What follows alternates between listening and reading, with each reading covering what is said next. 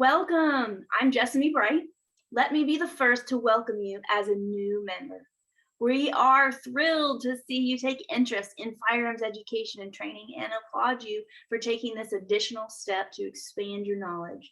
Safety is always the primary focus at all Armed Women of America chapter events, so there are a few things I want to go over with you before your first meeting.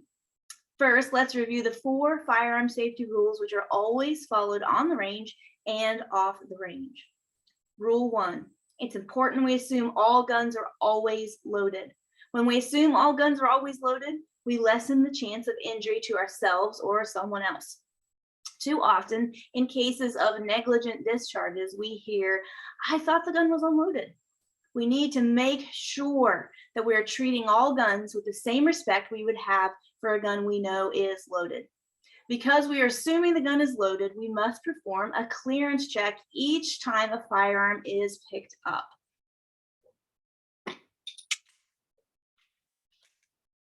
Performing a clearance check on a semi-automatic firearm involves dropping the magazine first, then locking the slide in the rearward position.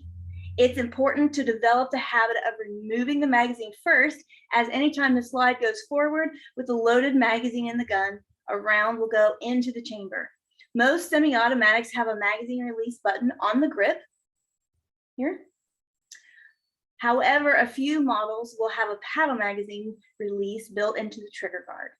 Now that we have the magazine removed and the slide locked back, we look into the chamber and also place our finger into the chamber, feeling for a round. Once we've confirmed there is no round in the chamber, we'll look down into the magazine well of the gun, confirming the gun is unloaded. Nice. Performing a clearance check on a double action revolver consists of removing the cylinder and confirming there are no rounds in the cylinder.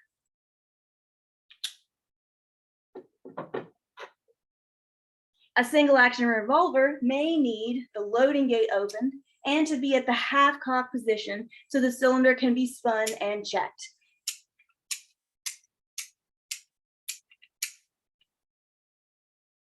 If you're uncertain about this process, please refer to the gun's owner's manual. It's very important that during a clearance check, we keep the firearm pointed in a safe direction, which leads to safety rule 2. Safety rule 2 instructs us to never point the gun at anything you're not willing to destroy. By ensuring we never point a gun at anything we're not willing to destroy, we guarantee that if, heaven forbid, the gun is discharged before we're prepared, no one is killed or injured, and no property will be damaged. When a gun is only pointed in a safe direction, a round can only go in a safe direction. Rule 3. Third, keep your finger off the trigger until your sights are on target and you have made the decision to shoot. If a trigger isn't depressed, a firearm doesn't go off. By observing this safety rule, we eliminate the possibility of a trigger being pressed until the shooter decides they're ready to do so. This becomes particularly important during live fire when there may be a lot of noise or distractions that could be startling. When we're startled or surprised, our hands are likely to clench up. If your finger is on or near the trigger during this clench, your gun may be fired whether you're prepared or not. Rule 4. Lastly, be sure of your target and what's behind it. Firearms are a very powerful tool. The rounds we send downrange continue traveling until they reach something either strong enough to stop them or they lose power. This can be a very long distance, so it's incredibly important that we be aware of what is going on, not only behind our target, but what or who is around it. The following of these safety rules help ensure a safe and fun shooting experience will be had by all. Your local chapter leaders and range safety officers are there to strictly enforce them and keep you and those around you safe. Range commands. Let me briefly discuss range commands. Armed Women of America chapters are led by very skilled chapter leaders, certified instructors, and range safety officers. During live fire time, there will be calling range commands. These are very specific directions explaining what to do and when. These range commands will be explained in the safety briefing that takes place each time you head to the range to live fire. It's essential that you always follow the commands given on the range. If you have any questions on what a command means, please ask your chapter leaders or range safety officers. They're there to help you. Let's discuss casing and uncasing of firearms. When you enter the range, we know you'll be excited and ready to begin. It's important that you prepare to shoot in a safe manner. The uncasing of firearms and the handling of them may never take place until you're instructed to specifically do so by a chapter leader or instructor. During the uncasing and casing process, remember that the 4 firearm safety rules are always in effect. Cases should only be opened when you know the muzzle of the firearm inside it is pointing downrange. A great tip is to put a mark on your case toward the front and then always case your firearm with the muzzle of your gun pointing to this front. This method ensures you'll always know which way your muzzle is pointing in your case. If you need assistance on casing or uncasing your firearm, get the attention of your chapter leader or range safety officer. Prior to shooting, you may also receive instruction about loading your magazines or where to stand when not shooting. Let's talk about a couple of firearm fundamentals to help you make the most of your time on the range. The first of these is grip. To get a safe and proper grip, start by placing your dominant hand, your strong hand, high on the back strap. The fingers of your dominant hand will wrap around the grip and below, but touching the trigger guard.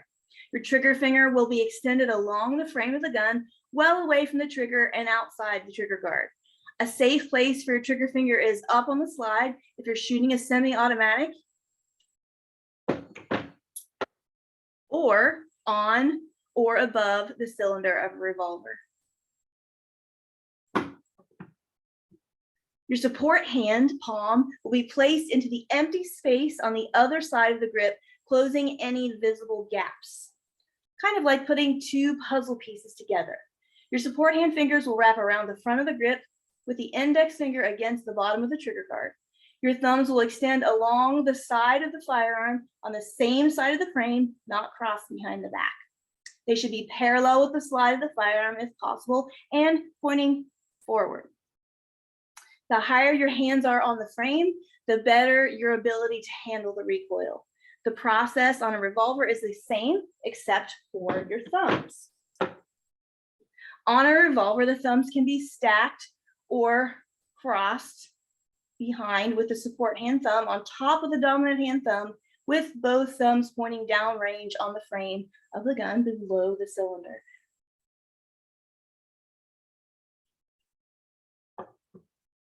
Stance is the other fundamental we want to talk about today.